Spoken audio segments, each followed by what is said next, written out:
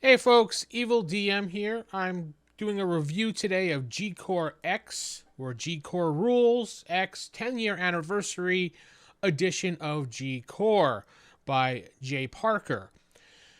Those are you familiar with the game Face Rip may be familiar with G-core. It came out of the Four Colors or 4C clone of basically the Marvel Face Rip system. Jay designed up his own system based on Four Colors and Face Rip and tried to make it simple as possible about 10 years ago. And I have a copy of that. I've played it a bunch of times in the past. Jay just recently, in this year, decided to revamp the rules for the 10-year anniversary for his game.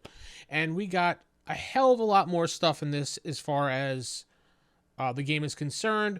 The art has been updated. It has been revamped. The rules are clarified. The layout is a lot nicer looking. It's an overhaul to the entire system, and it plays really smoothly. And it has a lot of answers to how things work that I had problems with Face Rip and 4C and the other ones. I think it sums it up really well. Jay does a good job of describing it, but let's get right into what it looks like on the inside. So we have one thing that I really enjoy is the way he did the artwork and the layout in this. It's really amazing. And we also have to go over a hygiene rule, which I think is hysterical that people put that in books and Jay has to include that in books. It's just like, really, dude? I'm not saying really due to Jay, really due to people out there that actually need this particular rule in their book. But whatever, it's good to cover it because it does happen. Have you ever gone to a large convention? And boy, it does smell like Gen Con. If you've ever been to Gen Con, it starts smelling days before even the convention itself starts because of all the people around because, well, you know. Okay, so one thing this book has that everybody seems to have a trend with is basically going over the terms of games, what a player character is, what a game master is, what do you do as a game master, things like that. For people who are really basically new to all that, you could skip that as a veteran player or read it if you want to, if you just enjoy Jay's writing, enjoy the layout, and you want to take it all in page by page. Now, one thing I really enjoy that Jay did, and I try to do this in my things as well, and a lot of other games are starting to do this slowly, is right off the bat, character generation steps. So there's no confusion, there's no if, and, or but about it. Palladium Games does this a lot with their books, though their books make you jump all over the place when making a character and make you sometimes throw the book across the room because you're not sure where things are. At least Jay has it down so that you go here, tells you where to go, boom, boom, boom. We have our 11 steps here. What type of character you want to be, you think about what your origin is, and we have a ton of origins in here. A bunch of hero types to slap onto that. Where you roll your stats, roll number of powers, choose your powers, then roll for your power ranks, use your free points, determine your secondary stats, gear up, set up shop, whatever, and then fill out the basic, who you are, what you are, where did you come from, the stuff that people mostly forget because they glance over that stuff when they are playing games. I know a lot of people do that, but it happens. Now, for origins, you can see, look at all these origins we have here. If you can't find something in here, then you need to go play another game. Jay has included things in here from as far as being a god level campaign all the way down to a street level campaign with options for just like mid-level as well. So you can have any type of game. Now, I don't recommend probably mixing all the different origins together. Probably not the best idea, but as the GM, I would say that you would probably restrict your campaign to certain things. If you want just mutants, if you want mutants and aliens, or gods only, or just humans, just go through this list and decide as the GM which ones you want. Now, each of the origins, I love this one. Each of the origins has their descriptions, what they roll under, where they get their stats. So when you're rolling for everything, you have to look under a table. In G-core, it's a little bit different as far as what you're thinking with Face Rip. Yeah, you have stat tables that you roll under and power tables like Face Rip had, but after that, you're kind of done with tables as far as when you're playing in the game. And we'll get to that in just a moment. I just wanted to go through this kind of page by page. I'm not going to go through every page because I don't want to. Jay wants you to actually kind of buy it. So we're just going to skip around randomly because this is 204 pages, 208 pages, around there. 60. We get demonic characters. It's there.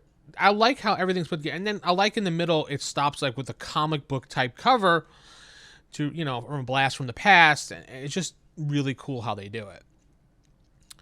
Now, the heroic types are templates for your character to explain what they do full time, or like their focuses, the odds and ends, what they get for their role in the game, so to speak. And you stack that on your origin when you're doing that.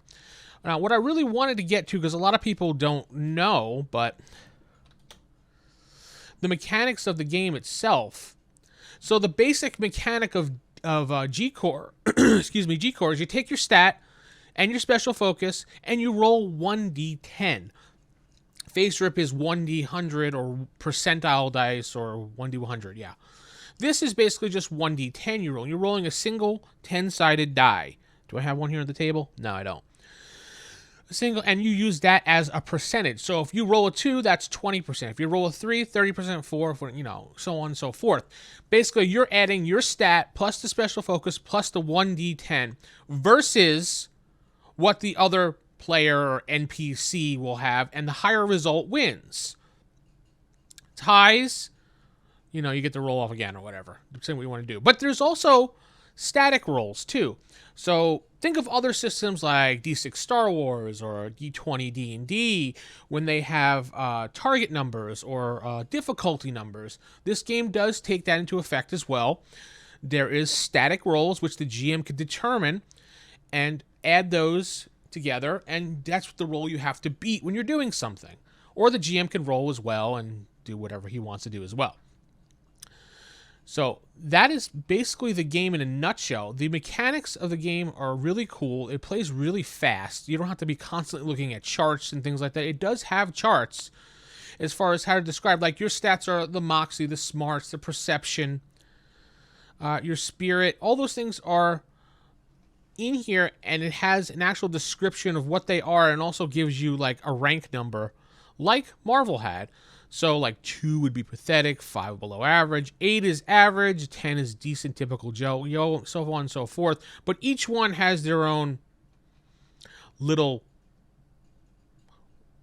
explanation of how it works, pretty much, and so you can kind of get an idea what they mean, which is good. In the back, we have some powers that you can look through, and I'm not going to go over those exactly. This is just a nice little review on how wonderful this game is. But we do get a whole bunch of information here, a whole bunch of powers for pages upon pages. The one thing I really do enjoy that he included in here was an entire system for Game Masters to look up. They have an entire Game Master section, is what I'm trying to say. And it gives you advice how to make NPCs, vehicle rules, things that you probably don't think about when you're playing a game. Jay has it pretty much covered in this section, also creating good villains. And one thing that I thought was really amazing was he added an entire section if you're playing for kids. Now, this book, and he does warn you up front, does have a little bit of language here and there and a little bit of adult themey things going on. And he does warn you that up front. But there is an entire section dedicated to children or playing with kids so they better understand the game itself. And here we go. G-Core Kids is a quick start just for kids in case they have a problem and you don't want them to have the entire book. You have this section, to go with for kids. And here's a character sheet for simplicity. Rumble, agility, might, moxie, smarts, perception, and spirit. I don't think it doesn't actually spell out anything. Rums, I don't know. You're going to try to say that one fast. But it's pretty simple. Put together system. I highly recommend you go take a look at it on Drive Through RPG. Let Jay know what you think about it. If you're playing a game in this, let Jay know. It's a fun game. I highly recommend it. Pick it up now. Just to let you know, videos will be coming back soon. I did have a big, major computer snafu crash that happened, and I had to revamp my entire PC. So I lost a lot of information, a lot of my files and everything. So this video is probably a little bit basic. I had to reinstall XSplit and for recording purposes and get all my files back. So yeah, I learned a lesson. Everything is backed up going forward. I did have some things backed up, but not everything. Anyway, gonna head out and keep it original, keep it old school, and good night, everybody.